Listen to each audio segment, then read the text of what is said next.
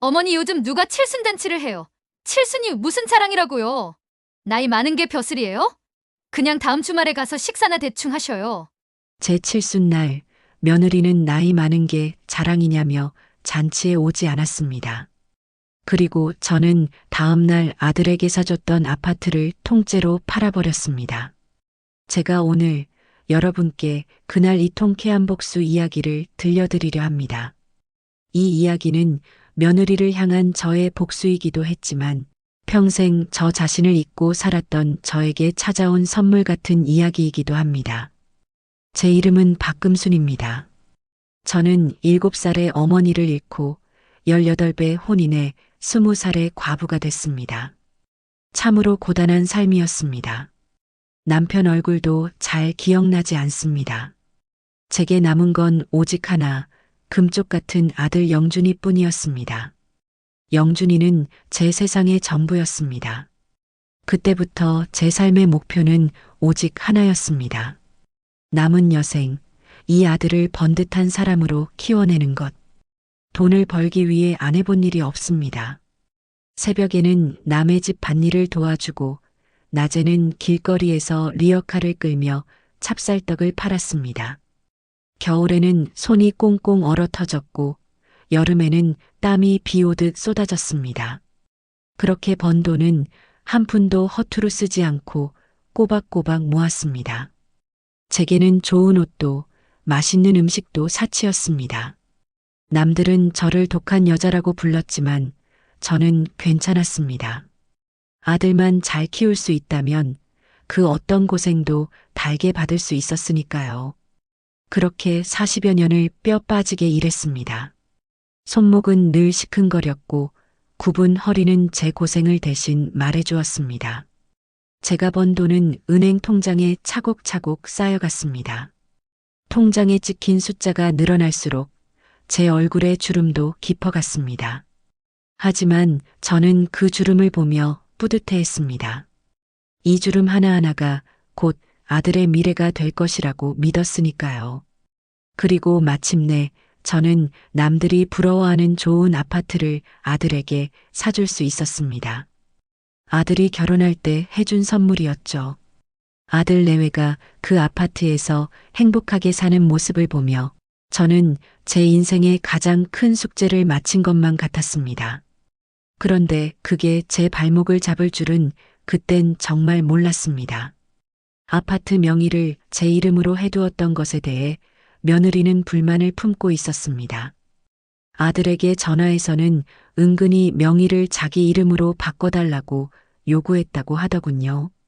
아들은 저에게 며느리 눈치를 보며 명의를 바꿔주면 안 되겠냐고 물었습니다. 저는 아들 말에 가슴이 찢어졌지만 그냥 모른 척 했습니다. 설마 제가 자식에게 해준 선물을 가지고 이렇게까지 할 줄은 몰랐으니까요. 제 칠순 잔칫날이 다가왔습니다. 저는 혼자서 잔치 준비를 했습니다. 아들 내외에게는 부담 주지 않으려 조촐하게 하려고 했습니다. 며느리가 좋아한다는 한정식 집을 제가 직접 예약했고 아들과 며느리에게는 그저 몸만 오라고 말했습니다. 거창한 잔치는 필요 없었습니다. 사랑하는 가족들 얼굴을 보는 것만으로도 제게는 충분한 행복이었으니까요. 칠순 잔칫날 아침, 저는 가장 아끼는 한복을 다림질했습니다. 한복을 곱게 차려입고 거울을 보니 주름 가득한 얼굴이었지만 제 눈에는 그저 행복한 할머니의 모습만 보였습니다. 예약 시간보다 한참 일찍부터 나가서 식당 앞에서 기다렸습니다. 애들에게 줄 선물을 들고 아들 며느리가 도착하면 환하게 웃어주려고 했습니다. 그런데 시간이 되어도 오지 않는 겁니다. 10분, 20분, 30분, 1시간 가까이 기다렸을 때 제 심장이 불안하게 쿵쾅거렸습니다. 지나가는 사람들은 저를 안쓰러운 눈으로 쳐다보았지만 저는 그들의 시선이 그저 따가웠습니다. 불안한 마음에 아들에게 전화를 걸었습니다. 전화기 너머로 며느리 목소리가 들렸습니다. 어머님이야 칠순이라고 잔치하는 거지만 우리한테는 그냥 평일이잖아요. 굳이 이렇게까지 해야 해요? 그 목소리는 마치 비수처럼 제 가슴에 박혔습니다. 아들은 아무 말도 못하고 쩔쩔매는 것 같았습니다. 그러다 마침내 며느리의 말이 제 귀를 후벼 팠습니다. 어머니 요즘 누가 칠순잔치를 해요? 칠순이 무슨 자랑이라고요? 나이 많은 게 벼슬이에요? 그냥 다음 주말에 가서 식사나 대충 하셔요.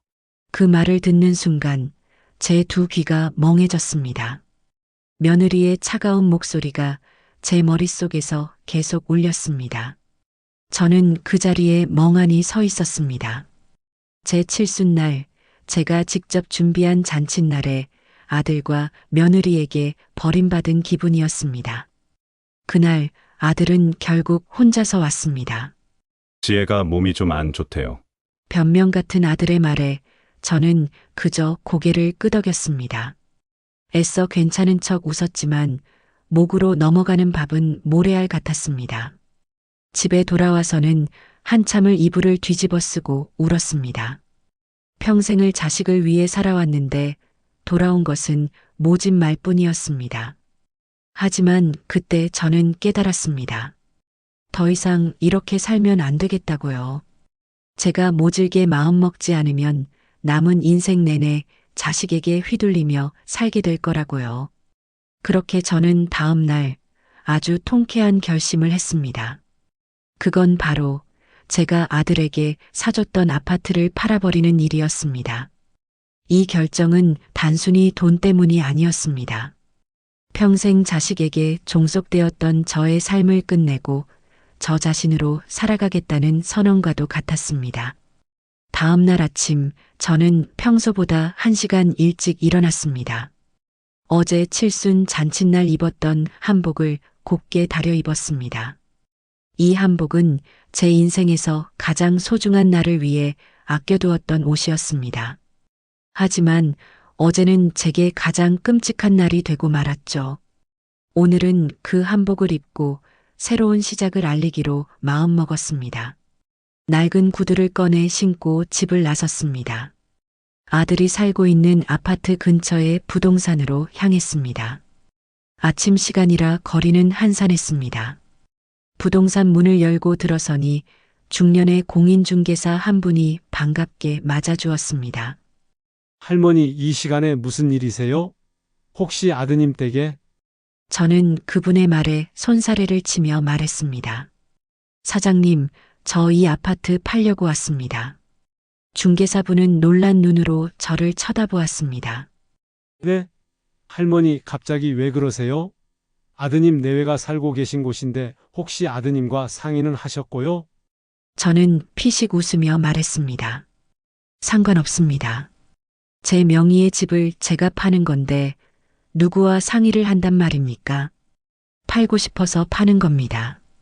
누구 좋으라고 제 명의의 집을 놔둡니까?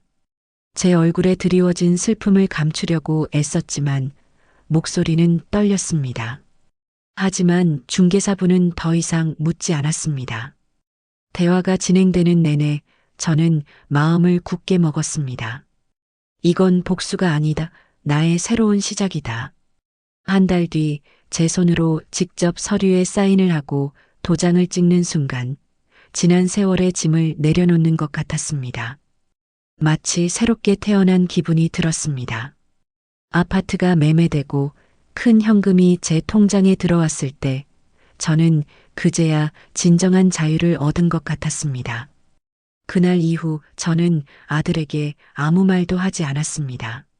아들과 며느리는 아무것도 모른 채 그 집에서 잘 살고 있었죠. 아파트 값이 오르고 내리는 것에만 신경 쓰면서요. 저는 일부러 그들에게 전화를 걸어 안부를 물었습니다. 며느리는 예전처럼 뾰족한 목소리로 말했습니다. 어머니, 다음 주에 오셔서 김장이나 도와주세요. 저는 웃으며 대답했습니다. 그래, 지혜야 다음 주에 보자꾸나. 속으로는 생각했습니다. 내가 내게 무슨 짓을 했는지 알게 되면 어떤 표정을 지을까? 그들의 태어난 모습에 저는 더욱더 냉정해졌습니다. 그러다 몇 달 뒤 아파트 가격이 급락할 기미를 보이자 아들이 급하게 전화를 걸어왔습니다. 아들은 초조한 목소리로 제게 말했습니다. 어머니, 혹시 아파트 파셨어요? 저희가 곧 내놓으려고 알아보는데. 저는 웃었습니다. 그리고 그제야 때가 왔다는 것을 느꼈습니다. 무슨 소리냐? 저는 모르는 척 물었습니다. 어머니, 아파트 팔려고 등기부 등본을 떼어봤는데 어머니 명의가 아니라 다른 사람 명의로 바뀌었지 뭡니까? 저희는 어머니가 몰래 팔았다고는 상상도 못했습니다. 아들의 목소리는 떨리고 있었습니다. 배신감과 황당함이 뒤섞여 있었죠. 그때 저는 제 속이 다 시원했습니다. 아들이 따지기 시작했습니다. 어머니가 어떻게 이러실 수 있어요? 어떻게 아들한테 말 한마디 없이 그러실 수 있습니까? 저는 차분하고 단호하게 말했습니다. 내 결혼할 때 집 해줬으면 됐지. 내가 죽을 때까지 너희에게 재산을 다 바칠 것 같았니? 난 내 인생 살겠다. 그 말을 끝으로 저는 아들 부부의 전화를 받지 않았습니다. 며칠 동안 수십 통의 부재중 전화가 찍혔고 집 앞까지 찾아와 문을 두드리는 소리도 들렸습니다. 영준이는 목 놓아 저를 불렀습니다. 어머니, 제발 문 좀 열어주세요. 그 소리가 너무나 처절하게 들려왔지만 저는 그들의 외침에 냉정하게 문을 열어주지 않았습니다.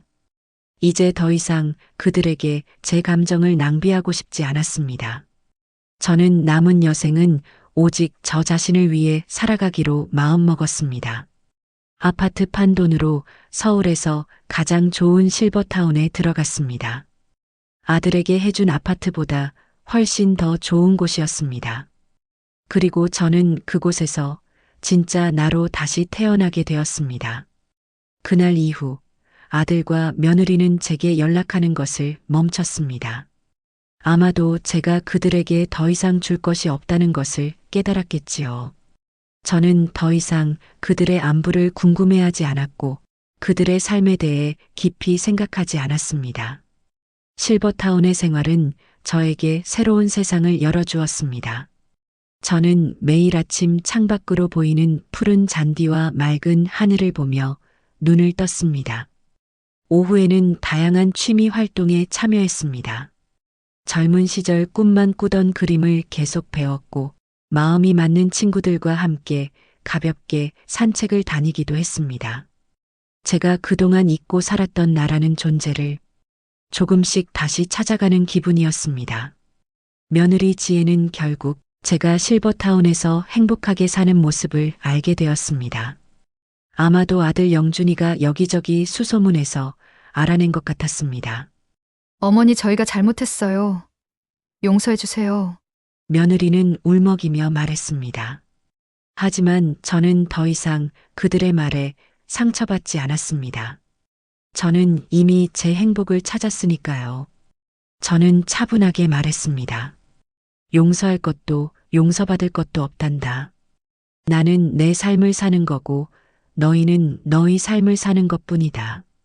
내 칠순날 너희가 내게 준 모욕을 잊을 수는 없지만 그렇다고 미워하지도 않는다. 그냥 각자 갈 길을 가는 것뿐이다.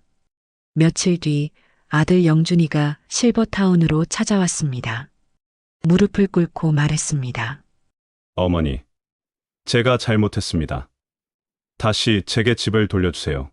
저는 그런 아들을 보며 안타까웠습니다. 평생 자식만을 위해 살았는데 결국 자식의 욕심 때문에 이렇게 돼버린 것이 슬펐습니다. 하지만 저는 단호했습니다. 나는 내가 행복하게 살기를 바랐단다.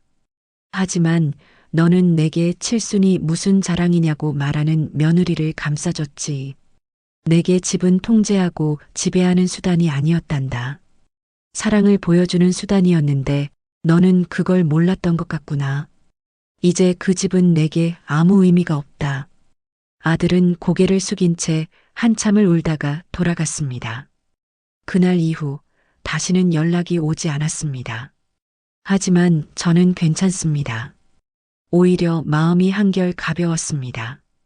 이제 저는 더 이상 자식에게 얽매이지 않습니다. 매일 아침 눈을 뜰 때 저는 제 이름으로 숨을 쉽니다. 박금순이라는 사람으로 다시 살아가고 있습니다. 그날 칠순 잔칫날의 슬픔은 이제 저의 가장 통쾌한 복수이자 진짜 인생을 시작하게 해준 출발점이 되었습니다. 저는 제가 진정으로 원했던 행복을 찾은 겁니다. 긴 이야기 들어주셔서 감사합니다.